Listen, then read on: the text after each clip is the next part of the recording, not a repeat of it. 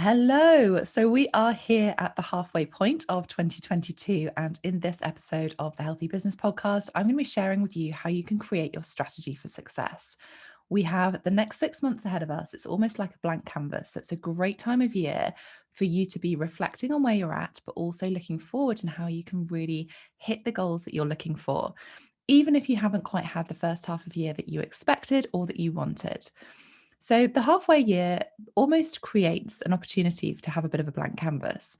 As I said, we are going to look at reflection, we're going to look at goal setting, we're going to look at how you can really create that space in your diary so that you can explore opportunities, as well as making sure that you have the right strategy in place for you to hit the results. So, even when we're thinking about reflection, what I really want you to look at doing is to think about three things. Look at what's working, look at what's not working, and therefore what needs to change. And you can go through all the different areas of your business as well as your life. Now, for me, when we're running a business, it's all about having that integration between your life and your work. And it's really important, therefore, that you have results and objectives that look at all of these things as well. Because it's all well and good hitting your business results. But if that's having an impact on your life, whether that's personally, whether that's your relationships, whether that's your health, for me, that's not a sustainable business. And it's certainly not a healthy one because you are the CEO and you need to be operating at your best levels. So when we're looking at what's going on in your business, I also want you to think about the impact of that on you personally as well as your lifestyle. Think about what's working for you, think about what's not working for you, and think about what needs to change. And do this from a really objective viewpoint. We can add in all of the different emotions into this, but actually, as a business owner, we want to strip out some of that emotion to a certain extent. We want to look at your business objectively. So, identifying all of the incredible things that are going well for you, all of the incredible strengths that you have within your business, whether you've had some amazing feedback, whether you are hitting your sales numbers, whether you are working with your dream clients, then those are all the things that I want you to consider. Thinking about what's not working for you, it might be that you are trading your time for money. It might be that you are losing profit. You're making sales, but the profit's not there, which impacts your cash flow. Maybe you are working all the hours, you're not having time for your me time, your health, your family in the ways that you're looking to. Maybe you're not even working with your dream clients. You're saying yes to people just to bring the cash in. I want you to be really objective with these things. As I said, take that CEO approach because the only way that you can make changes is by having awareness on this.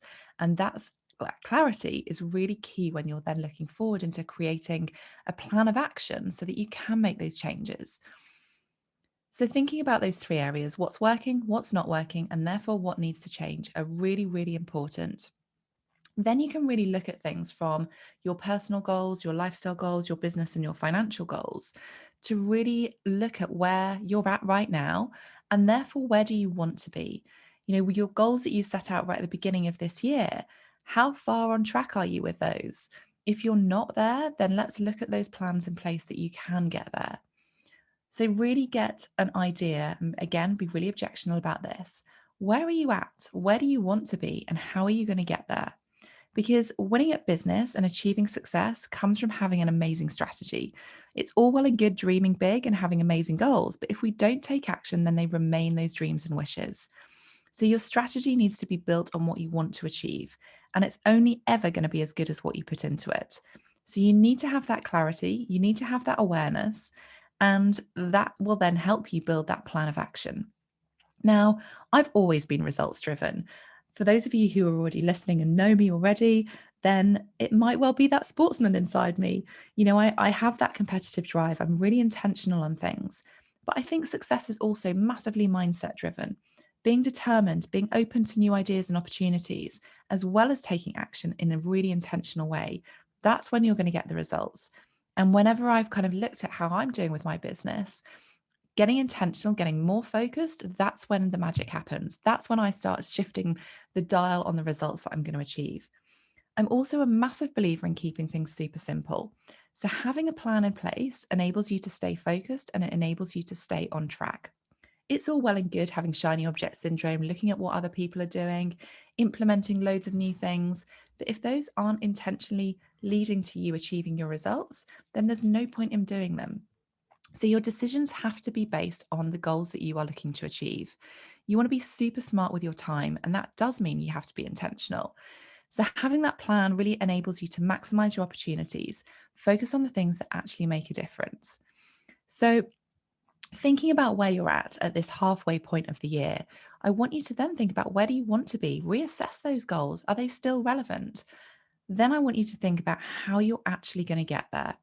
So, looking at the opportunities, you might want to do this through something like a SWOT analysis. And I talk about this in my book, Healthy You, Wealthy Business, that you can access on Amazon, or head to my website, sarahcookcoaching.com/book, and you will find all the details there. One of the brilliant things to do when you're looking at how to plan things is to have a CEO day. So, booking some time out, really getting intentional on working on your business rather than just always being in your business. Sense checking where you're at with your financial targets, sense checking where you're at with your personal targets, your lifestyle targets. Identify those things that need to change. Then I want you to think about that plan. How do you create that plan that enables you to get there? You could do this from a full 6-month plan and then break that down into a 3-month plan. 90 days is a really great way to stay focused. It keeps us intentional, it keeps us focusing on the short term, but also looking at the long term. It also means that those ideas, those other amazing ideas that you have, you can park them to another quarter that might be relevant. I do think it's worth looking at the full 6 months though, because things like Christmas are coming up. And if you're looking to get PR, if you're looking to get your products listed in retail, now is the time that these places are looking for it. Even in the last few weeks, I have seen adverts for Christmas activities, for Christmas events where people are booking tickets for. I've also seen PR requests from journalists looking for Christmas related gift ideas, Christmas related stories. So it's really important that you get intentional with your goals over the next 6 months, but really then breaking that down on the products and services that you want to focus on in the next 3 months, as well as the full 6 months. So it's okay that you might not be where you are right now. Use this opportunity to get that focus back again, create that blank canvas. That's how you're going to create your strategy for success. Looking at what's working, looking at what's not working, identifying some of the things that need to change. That might be personally, it might be that you need to get some support. It might be that you need to outsource some things. It might be that you just need to stop doing some of the things that you're doing. Being intentional with that is really, really key. And then looking at your wider goals, identifying how you're going to get there, looking at the opportunities that you have available, looking at how you can do things. But you need to have that time in your diary to give you that space to create this success. If you're working in your business all the time, you're going to keep going from day to day to day, and you will suddenly get to the end of the year, wonder where the time has gone, and think, I haven't hit my goals. Okay, I'll move on.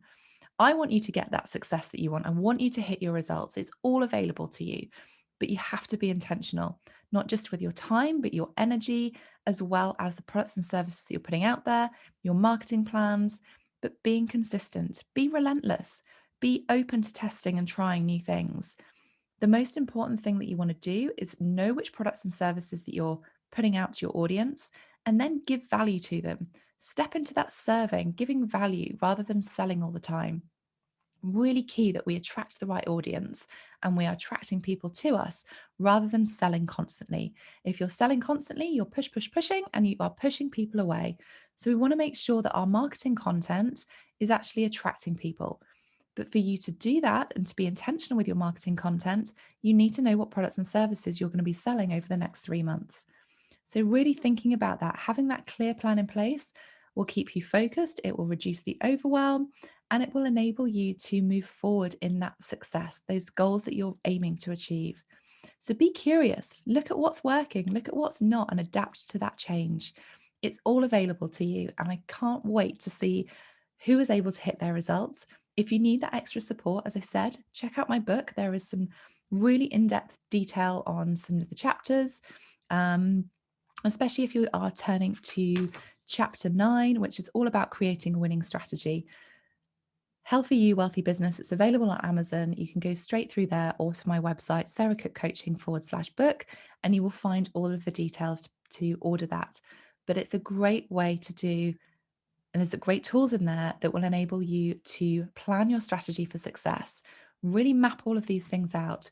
Especially if you're looking to do a CEO day, it suggests ways that you can create that as well. So good luck with your next half of the year. 6 months is amazing. You can create so many results within that time, but you have to be intentional.